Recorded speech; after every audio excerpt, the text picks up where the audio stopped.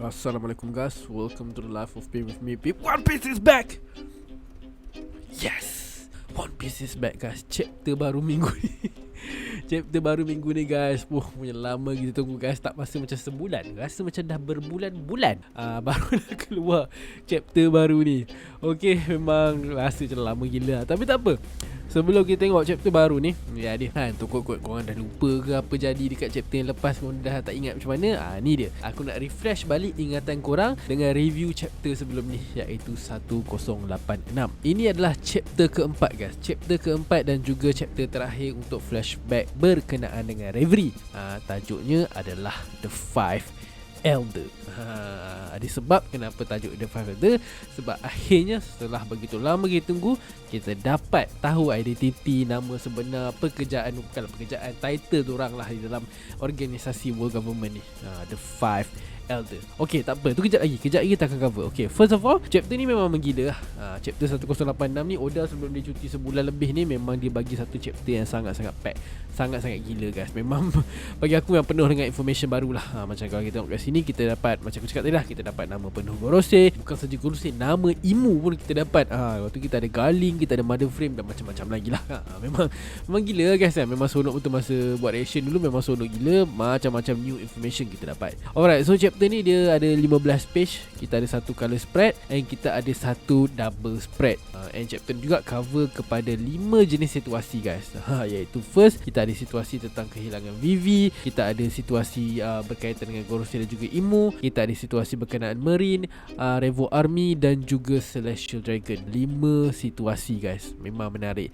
Alright, so jom kita cover one by one. Awal kita dapat tengok lah wakil-wakil Alabasta semua tengah kelang kabut dekat sini. Panik lah semua tentang raja dan puteri diorang yang hilang. Kan tak ada kabar berita. And of course masa ni walaupun Cobra dah mati, tapi Cobra punya kematian tu dirahsiakan. Keberadaan Vivi pula memang both side tak tahu. Side Alabasta tak tahu mana pergi Vivi, side World Government pun tak tahu juga dia kat mana. Sepatutnya ada dalam genggaman diorang lah kan, tapi dah berjaya larikan diri, so diorang pun tak tahu kat mana. Dan seperti apa kita nampak daripada chapter lepas, Vivi berjaya melarikan diri daripada Cypher Zero bersama dengan Wapol. And macam kita nampak dekat chapter 956 sebelum ni, yang Wapol ada contact Staff Morgan. Dekat chapter latest ni lah yang Oda tunjuk apa perbualan diorang. Sambungan dia lah. Masa tu je sebagai tahu yang Morgan kita dapat panggil daripada Wapol kan. Sekarang dia cerita lah, dapat tengok lah sikit lah macam mana perbualan diorang, macam mana Morgan selamatkan diorang. Sebab yelah waktu ni flashback kan. Sebelum ni dekat chapter 1074 pun kita ada nampak yang diorang tiga ni dah pun berkumpul, dah pun bersama. Tapi itulah kita macam tak tahu macam mana boleh berlaku and bila benda ni kan. So now dah terjawab lah persoalan ni. Boleh katakan dah settle lah kan, macam mana perjumpaan diorang tu boleh berlaku. So dah settle, kita boleh fokus kat benda lain pula. Okay, macam kita nampak dekat chapter sebelum ni, Oda ada bagi macam hint sikit lah yang Reverie dah nak habis. Diorang macam tengah meeting last lah. Lepas tu macam Rigi Kingdom pun macam siapa, Shirahoshi dengan lain-lain pun dah nak turun, dah nak balik lah. Tapi dekat chapter ni memang Oda dah tunjuk lah ya, ia memang pun dah habis. Sebabnya kapal-kapal royal semua dah beransur pulang. Contohnya kita dapat tengok sini Vivi dengan Wapol yang sedang menyorot dalam milik Aegis Kingdom, dah bergerak kan. Bonnie pula dia menyorot dalam kapal milik Tajin ni. Sabo pula dia menyorot dalam kapal Lulusia, which is kita dapat tengok lah masing-masing end up kat mana kan. Contohnya macam Sabo lah, lagi obvious lah dia macam mana dia berkaitan dia dengan situasi dekat Lulusia. And macam daripada news berkaitan dengan Reverie yang sebelum-sebelum ni kita tengok, yalah WG pun dah mulalah start bila dah reveal pasal kematian Cobra, dia tuduh Sabo sebagai pembunuh. Marine pun dah start lah gerak untuk tangkap Shichibukai sebab diorang dah di abolishment of Shichibukai kan. Diorang pun dah start deploy pengganti diorang iaitu Seraphim untuk tangkap Shichibukai. Contohnya macam kita tengok dekat Amazon Lily, S-Nate dan juga S-Hawk nak cuba tangkap Boa. Lepas tu dekat chapter ni pula, seperti yang kita selama ni tunggu. Bukan lagi sekadar teori, tapi memang satu kepercayaan yang tinggi. Akhirnya muncul Seraphim Doffy, Moria dan juga Kroko. Dah terjawab lah persoalan yang fan tertanya-tanya selama ni. Seraphim ni memang indeed clone daripada original Shichibukai sahaja. Another case close. Next. Alright, okay, ini best pasal Gorosei guys. Ini best. Akhirnya, macam kita cakap awal tadi, akhirnya kita dapat nama diorang. Berapa tahun kita tunggu guys? Berapa lama? Gorosei ni diorang debut pada chapter 233 tahun 2002. Berapa lama tu? Kau kira lah 2002, sekarang dah 2023. 21 tahun guys. 21 tahun baru kita dapat tahu nama Gorosei. Nama je pun, itu pun kena tunggu sampai 21 tahun. Macam mana orang yang tak baca One Piece semua ni, yang bukan fan One Piece ni, boleh komplain, alah konon macam penat nak baca sampai 1000 chapter, 1000 episod nak kena tengok. Bro, we've been waiting for more than 20 years hanya untuk tahu nama sesuatu watak tu, sesuatu karakter tu.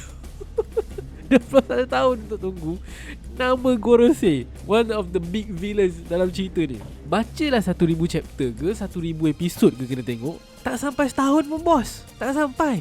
Kita orang ni 21 tahun tak kena tunggu. Meeting Reverie pun cakap pasal Reverie dia pun kan, Oda tunjuk starting dia tahun 2016. Itu pun 7 tahun. 7 tahun kita kena tunggu kan. 7 tahun fan One Piece ni kena tunggu untuk tahu sebenarnya apa yang berlaku dekat Reverie. Tahun 2023 dia baru tahu apa sebenarnya berlaku dekat Reverie. So kalau ada kawan korang yang cakap macam, lama dia nak baca One Piece, lama dia nak tengok One Piece, aku cakap je apa yang aku dah share ni. Korang tak perlu tunggu sampai 5 tahun, 6 tahun, 10 tahun, 20 tahun. Tahun je cukup untuk korang baca, nak catch up balik sampai hujung ataupun nak tengok. Tak lama mana guys. Tak lama mana daripada apa yang kita dah tunggu. Okay, sambung balik. Okay, so sebelum kita dapat tahu tentang nama penuh Gorosei, kita dapat tengok satu arahan yang Imu bagi kepada Gorosei, iaitu untuk menggunakan mother frame. Apa benda ni guys? Aku pun tak tahulah kan. Tak ada siapa pun tahu lagi. Tak ada fakta lagi, tak ada jawapan lagi. Yang ada cuma spekulasi.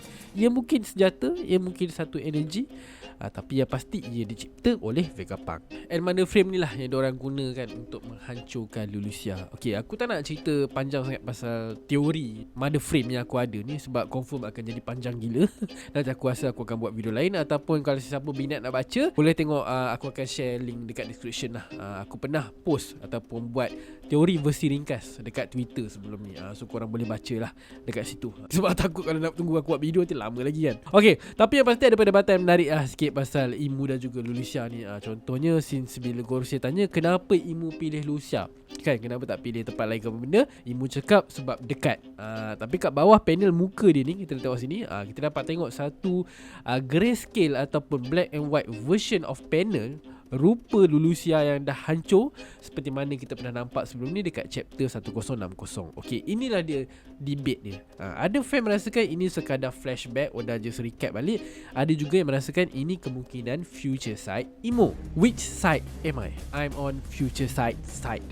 Ini semua sebab chapter 1079 masa Shank versus Kid. Situasi yang sama korang boleh tengok, lukisan yang sama, grayscale hitam putih, future side Shank yang Oda tunjuk. So aku dapat rasa Oda cuba buat benda yang sama dengan Imu, situasi yang sama. That is a future side. Tapi tak apa, benda ni aku rasa tak perlu nak tekankan sangat, sebab Imu adalah orang yang villain yang kuat. Okay, so bukanlah nak kata benda yang tidak mengejutkan, tapi bagi aku ini adalah benda yang sesuai untuk dia ada. So dia bukanlah satu kata claim yang over sangat nak cakap yang Imu boleh ada future side kan. Sebab bagi aku benda tu sebagai satu villain yang hebat, memang dia boleh ada. Kan? Tapi tak apa, kita tak nak cover pasal benda ni. Itu nanti kita cerita pasal lain. Now back to Gorosei. Okay, so kita dapat tengok pangkat dorang and nama dorang. Okay, yang menariknya Oda guna terms warrior god ataupun godhead bukan minister. Okay, so kita start dengan Garcia Satan, since dia adalah nama first yang Oda pernah reveal sebelum ni. Dia adalah godhead berkenaan sains dan juga pertahanan. Jadi terjawablah persoalan kenapa dia yang pergi ke Egghead. Since Egghead berkaitan dengan sains dan juga Vegapunk yang create macam-macam senjata untuk Daluji lah.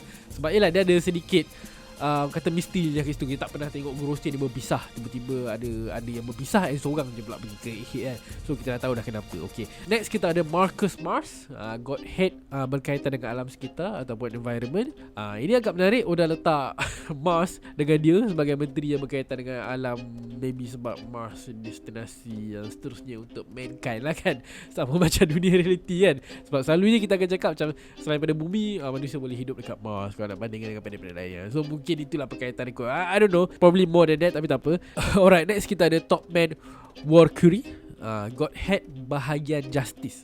So bab undang-undang ni memang bagi ke dia lah tu. Okay. Dan kita ada yang paling famous, iaitu Ethan Barron V Nus Juro. Dia ni kalau ikutkan paling famous lah kan, dengan pedang dia semua tu. Lepas tu dengan pakaian dia lain daripada yang lain lah kan. Nama dia pun lain daripada yang lain, panjang gila. Memang dia betul lah paling famous. And dia adalah Godhead bahagian finance. Kelakar sikit lah guys, sumpah. Sebab macam aku jumpa satu gambar ni, kalau kau tengok ni, ini tentang member tengah kira-kira tax bro. Tengah kira-kira tax financial. Aku macam tak sesuai langsung lah dengan visual, dengan rupa dia sebagai orang yang ada pedang semua benda. Tapi rupanya menteri bahagian finance kan. Okay, tapi tak apalah. Okay, abaikan. Okay, next kita ada yang paling muda ni. Okay, last, iaitu Shepherd Jupiter, Godhead bahagian agriculture. Nak cakap bab makanan lah kan. Okay, so dia yang menarik kat sini. Okay, aku ada terfikir satu benda tu. Aku tertanya, adakah diorang semua ni ada spesifik tempat ataupun office ke apa benda lah kan, bahagian masing-masing lah. Contohnya macam 8 lah kan. Macam sebab dia Garcia dia pergi seorang-seorang kan. So Garcia pergi seorang-seorang ke 8, mungkin sebabkan 8 tu memang tempat yang under dia punya radar. Kan macam dia punya, kata dia punya department dia lah, something like that kan. So aku tertanya lah untuk goroster-goroster yang lain ni kan. Contohnya macam Shepherd ke mana tu, dia pun ada pulau khas untuk macam ladang ternakan ke food storage ke apa benda kan, khas untuk WG. Kita tak tahu. Macam Top Man lah. Top Man pun maybe Addis Lobby tu ada radar dia kan, ada department dia. Since Addis Lobby tu kan courthouse kan. So mungkin lah. Tapi tak apalah, ini pun sama lah, kita boleh discuss lain lah. Sebab macam aku cakap lah, kalau nak fokus betul-betul macam panjang gila nanti review ni kan. And of course, teori fan Jepun jarang mengecewakan. Dan fan Jepun dah lama dah berteori pasal Gorosei ni, yang akan menggunakan line up nama planet. Maksudnya betul lah, kita ada Saturn, Mars, Mercury, Venus dan juga Jupiter. Okay, teori yang awal-awal aku rasa macam childish sikit lah. Petang-petang nama Gorosei first reveal tu adalah Saturn. Teruslah tiba-tiba yang lain pun nama planet kan. Tapi ternyata aku memang silap bila aku baca balik teori Jepun yang diorang buat pasal Gorosei semua ni. Memang wow, okey lah, aku boleh faham lah, boleh terima lah kan reason ni semua, yang macam mana diorang menyesuaikan dengan nama Gorosei, permainan bahasa Jepun dan sebagainya lah kan. Memang wow, aku macam okey, aku percaya lah kan benda datang dari Jepun kan. Sebab diorang bahasa diorang kan, memang permainan diorang lah. Kita orang Melayu mana faham. Jangan cakap orang Melayu, orang putih ke apa benda semua tak faham. Nak kena betul-betul faham konsep Japanese play words ni, barulah kita boleh tahu kan. Macam Gorosei tu sendirilah kan, words Gorosei tu sendiri ada macam-macam penterjemahan. Rupanya penterjemahan yang tepat daripada Japanese audience sendiri cakap 5 elder stars, 5 elder planet. Seterusnya selain daripada permintaan Imu pasal Mother Frame tadi, kita ada satu lagi permintaan dia yang agak menarik, iaitu dia masih nak Vivi.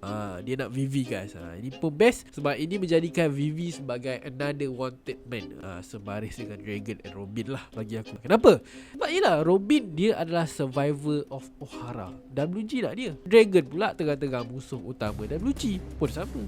WG getar, takut sikit dia rasa threat sikit lah dengan dia. And now Vivi. Cuma Vivi ni special sebab dia bukan WG yang nak, tapi dia Vivi. Vivi dia Imu babe, the highest authority in world government itself yang nak Vivi. Dia memang wanted kau kan. Tak level dia lagi tinggi daripada Robin dan juga Dragon. Tapi ada cabaran sikit. Dia ada cabaran sikit sebab WG tak boleh isytihar macam tu je. Dia tak sama macam Robin dan juga Dragon. Macam Robin dia boleh lah pusing-pusing sikit, cakap Robin ni devil child lah apa. Dia cakap Ohara ni jahat, Ohara ni nak kaji apa benda-benda lama semua ni sebab nak dapatkan action weapon, nak hancurkan dunia lah apa benda kan. Boleh lah cakap macam tu kan. Dragon pun sama lah, rebel, orang jahat, nak hancurkan WG dunia. Tapi Vivi dia orang nak cakap apa? Kan Vivi orang biasa je. Apa je bahaya Vivi tu boleh bagi dekat WG? Kan dah lah, Vivi tu pula sendiri memang hilang kat tempat diorang kan. Hilang dekat Marijua, dekat HQ diorang sendiri. So diorang tak boleh nak jadikan dia sebagai alasan yang sama. Diorang tak boleh jadikan dia sebagai wanted man, wanted person, wanted woman or whatever. Tapi macam mana cara diorang nak dapatkan Vivi? Diorang boleh jadikan dia sebagai priority untuk dicari ataupun diselamatkan. Sebab aku rasa diorang akan guna alasan yang sama, especially Sabo. Diorang boleh frame Sabo lah kan. Diorang frame Sabo guna Cobra, diorang frame lah Sabo culik Vivi kan. Diorang akan spread the news, cari Vivi demi selamatkan Alabasta ataupun selamatkan Vivi lah. Kononnya Sabo ataupun RA semua tu arasi jahat. Macam, well you know lah permainan WG kan. Tapi itulah perbezaan dia. Tapi yang penting kita tahu Vivi will be one of their priority sekarang ni. So cakap pasal Sabo tadi, dah settle lah pasal Reverie ni. This is the last chapter untuk Reverie punya flashback. Now bersambung lah, kita tengok balik diorang ketiga-tiga orang kuat RA berdiskusi situasi semasa. Sabo ada cakap kat sini kan, walaupun dia terkejut dengan berita pasal yang dia kena tuduh sebagai pembunuh, dia macam tak jadi nak jelaskan dekat orang ramai, sebab dia nampak benda tu, aku kata, jadi flame of rebellion. Orang makin menjadi-jadi nak lawan pemerintah, menjadi-jadi nak lawan government sebabkan kes tu kan. So yelah, macam Dragon pernah cakap sebelum ni, bukan semua, walaupun kita tahu bukan semua pemerintah tu jahat, bukan semua tu royal tu jahat, tapi anyone yang berkait dengan WG ni mostly memang rakyat yang tertindas memang tak suka. So walaupun kita sendiri sebagai pembaca, kita kenal yang Cobra ni baik, tapi untuk orang luar kat sana mungkin dia rasa macam Cobra ni jahat sikit lah kan. Tapi untuk orang-orang luar tu, news yang dia baca tu lain lah cerita dia. Cerita ni lah kan, rakyat dia akan rasa macam ni Fatari Cobra ni pun sama je jahat dan sebagainya lah kan. Mungkin, tapi untuk rakyat Alabasta tu mungkin lain. Dia depend dengan situasi lah. Tengok macam Lucia lah, Lucia antara negara kita memang nampak betul-betul terkesan lah. So of course lah, orang rakyat dia kat situ memang betul-betul rebel habis kan. Seterusnya diorang ada sembang pasal tragedi yang berlaku kat Lucia, yang hilang daripada peta dunia kan. Apa benda yang serang Lucia tu, Sabo sendiri pun dia tak tahu macam mana dia explain. Bukan benda yang mudah untuk dia explain, tapi yang pasti dia cakap ada satu bayang-bayang yang sangat besar, yang sangat gelap, yang muncul dekat langit.